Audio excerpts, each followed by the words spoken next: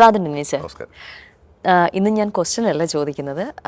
എല്ലാവർക്കും ഇപ്പോൾ സാമ്പത്തിക പ്രതിസന്ധികൾ പറയാറുണ്ട്, ജോലിയിൽ ബുദ്ധിമുട്ടുകൾ പറയാറുണ്ട്. അപ്പം നമ്മളൊരു വീട് വയ്ക്കുമ്പം വീടിനെ ബന്ധപ്പെട്ടാണ് നമ്മളെല്ലാവരും സാമ്പത്തിക അഭിവൃദ്ധി വിചാരിക്കാറുള്ളത്. അങ്ങനെ ആവുമ്പോൾ നമുക്കിപ്പോൾ ഒരു വീട് വയ്ക്കുമ്പോൾ വീട്ടിൽ എന്തൊക്കെ പ്ലാന്റുകൾ വയ്ക്കാം സാമ്പത്തിക അഭിവൃദ്ധിക്കായിട്ടൊന്ന് പറയാമോ?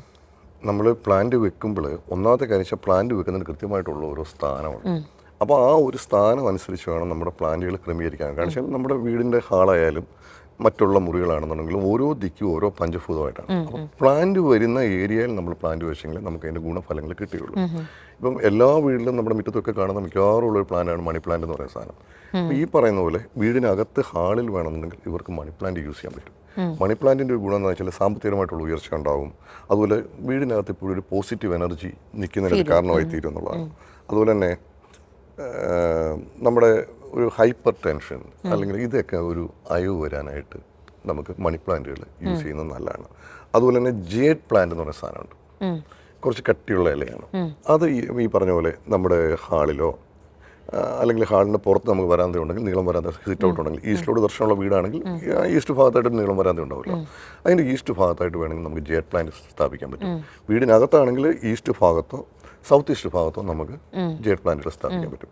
ജേഡ് പ്ലാന്റ് എന്ന് പറയുമ്പോൾ സാമ്പത്തികപരമായിട്ട് കുറച്ചുകൂടി നമുക്ക് ഒരു തടസ്സങ്ങളൊക്കെ ഉണ്ടെങ്കിൽ അത് വഴിമാറിയിട്ട് കുറച്ചുകൂടി ധനവരവ് സ്മൂത്താക്കുക എന്നുള്ളതാണ്.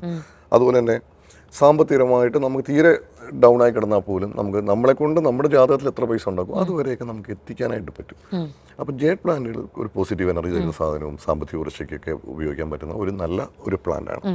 അതുപോലെ തന്നെ റബ്ബർ പ്ലാന്റ് എന്ന് പറയുന്ന സാധനം, റബ്ബർ പ്ലാന്റ് എന്ന് പറയുന്ന സാധനം കുറച്ച് കട്ടിയുള്ള റബ്ബറിൻ്റെ ഇല പോലെ കട്ടിയുള്ള ഇലയാണ്. അപ്പോൾ അത് നമ്മുടെ വീടിനകത്ത് ഈസ്റ്റ് ഭാഗത്തോ സൗത്ത് ഈസ്റ്റ് ഭാഗത്തോ വെക്കുകയാണെന്നുണ്ടെങ്കിൽ സാമ്പത്തികമായിട്ടുള്ള ഉയർച്ച ഉണ്ടാക്കാൻ പറ്റും. അതുപോലെ നമുക്ക് ചിലപ്പം നമ്മുടെ കോർട്ട്യാർഡുകളൊക്കെ ഉണ്ടല്ലോ, അത് ഈസ്റ്റ് ഭാഗത്താണെന്നുണ്ടെങ്കിൽ നമുക്ക് അവിടെ യൂസ് ചെയ്യാൻ പറ്റും. അത് ഈ പറഞ്ഞ പോലെ ഒരു വീടിനകത്തൊരു പോസിറ്റീവ് വൈബ്രേഷൻ ഉണ്ടാക്കും, ധനവരവ് സ്മൂത്താക്കും എന്ന് പറയും.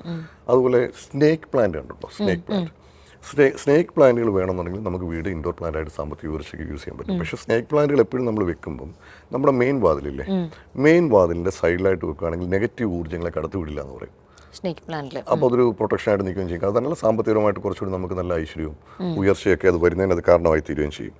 അതുപോലെ തന്നെ ഓർക്കിഡ് പ്ലാന്റില്ലേ, ഓർക്കിഡ് കാണാൻ നല്ല ഭംഗിയുള്ള ഓർക്കിഡിൻ്റെ പ്ലാന്റുകൾ എടുത്തിട്ട് ഒരു നമുക്ക് കാണുമ്പം ഭംഗിയുള്ളതായിരിക്കണം. ഒരുപാട് ടൈപ്പ് ഫ്ലവർ ഉണ്ട് ഓർക്കിഡ്. അത് ഈ പറഞ്ഞ പോലെ നമുക്കൊരു ധനസമൃദ്ധിക്കും ഒരു ഹാപ്പിനെസ്സിനും ദാമ്പത്യപരമായിട്ടുള്ള കലഹങ്ങളൊക്കെ കുറയുന്നതിനും സാമ്പത്തിക ഊർജ്ജം ഉണ്ടാകുന്നതിന് ഒരു പോസിറ്റീവ് വൈബ്രേഷൻ ഉണ്ടാക്കുന്നതിന് നമുക്ക് വീടുകളിൽ നമുക്ക് യൂസ് ചെയ്യാൻ പറ്റും.